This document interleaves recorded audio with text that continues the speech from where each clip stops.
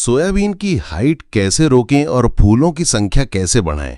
कभी कभी क्या होता है कि लगातार यदि बरसात हो रही, हमने ज़्यादा यूरिया खाद का इस्तेमाल कर दिया या फिर कुछ इलाकों पर बहुत ज़रूरत से भी ज़्यादा यदि वृद्धि हो रही है। देखिए, एक लिमिट तक हाइट होना ये बहुत अच्छी बात है, वानस्पतिक जो बढ़वार है वो अच्छी होना बहुत अच्छी बात है।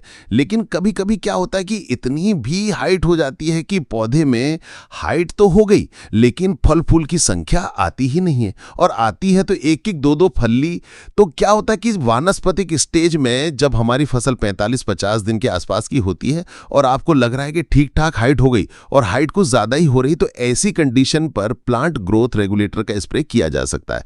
मार्केट में अलग अलग प्रकार की प्लांट ग्रोथ रेगुलेटर आती हैं जो कि एक से बढ़कर एक है और काफी अच्छा भी काम करती हैं। तो क्या होता है कि जब फूल फलियां बनते समय अधिक एंजाइम्स, अधिक हार्मोन्स, अमीनो एसिड और अलग अलग प्रकार के तत्वों की आवश्यकता होती है, जो कि कभी कभी क्या होता है कि पौधा उतने अच्छे से एनर्जी, वाटर, मिनरल्स प्रोवाइड नहीं कर पाते पौधे को जितनी जरूरत है।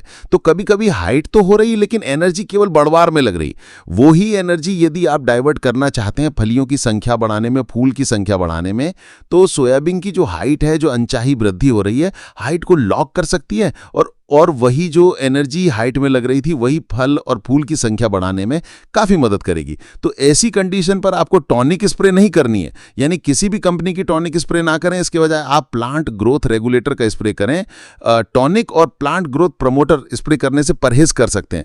अब बात करते हैं कौन सी रेगुलेटर स्प्रे करें जो कि हमारी हाइट को कम करके वही एनर्जी को फल और फूल की संख्या में लगाए। अब आप सोचोगे कि जो हाइट है क्या पूरी तरह तो नहीं रुक जाएगी? नहीं, कुछ दिन के लिए ये लॉक होती है और फिर वापस से चाल पकड़ लेती है, लेकिन फल और फूल की संख्या बढ़ाने में काफी अच्छा काम करती है, सस्ती होती है। अब जिन किसान भाइयों की सोयाबीन की फसल काफी अच्छी बढ़वार ली है, काफी अच्छे से फुटाव आ रहे हैं, फूल की संख्या, फल की संख्या बहुत अच्छी चल रही है, तो उनको ज्यादा टेंशन लेने की आवश्यकता नहीं है, एकदम फसल सही दिशा में जा रही है।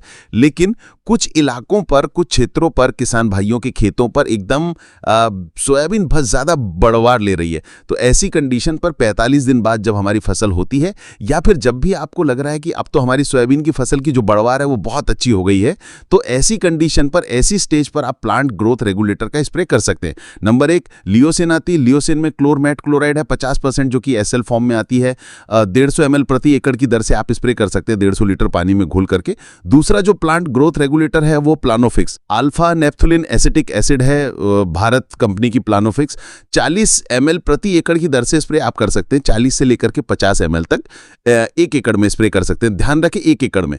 तीसरा जो कॉम्बिनेशन है वो टाबुली, यानी जो सुमिटोमो की टाबुली आती है ना, इसको भी आप स्प्रे कर सकते हैं। इसमें पैक्लोबुटर जल 40% है एससी फॉर्म में, 40 से लेकर के 50 ml प्रति एकड़ की दर से स्प्रे कर सकते हैं। अब नाम तो हम अलग अलग बता रहे हैं, किसी एक का ही स्प्रे आपको करना चाहिए। इसके अलावा चमत्कार आती है, घड़ा कंपनी की चमत्कार। इसमें जो कॉम्बिनेशन है क्लोरमेट क्लोराइड 5% जो कि एक एकड़ में आप 150 ml स्प्रे कर सकते हैं, घड़ा कंपनी की चमत्कार को। कल्टर आती है। अब कल्टर में पैक्लोबुटरजॉल तो है लेकिन 23% ऐसी फॉर्म में, तो इसलिए इसका डोज 70 ml प्रति एकड़ की दर से स्प्रे करना चाहिए। यानी ओवरऑल यदि हम बात करें, जो हमने 4 से 5 प्लांट ग्रोथ रेगुलेटर के नाम बताए हैं, सोयाबीन की फसल पर पांचों के पांचों बेस्ट हैं। इनमें से आप टाबुली और चमत्कार का स्प्रे करके अच्छा रिजल्ट निकाल सकते हैं, किसी एक का स्प्रे करना चाहिए।